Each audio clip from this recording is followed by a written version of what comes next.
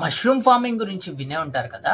ఆగ్రాలో ఉంటున్న ఇద్దరు బ్రదర్స్ ఆయుష్ గుప్తా అండ్ రిషబ్ గుప్తా వాళ్ళకున్న 3 acres ల్యాండ్ లో ఈ మష్రూమ్ ఫార్మింగ్ ని స్టార్ట్ చేశారు.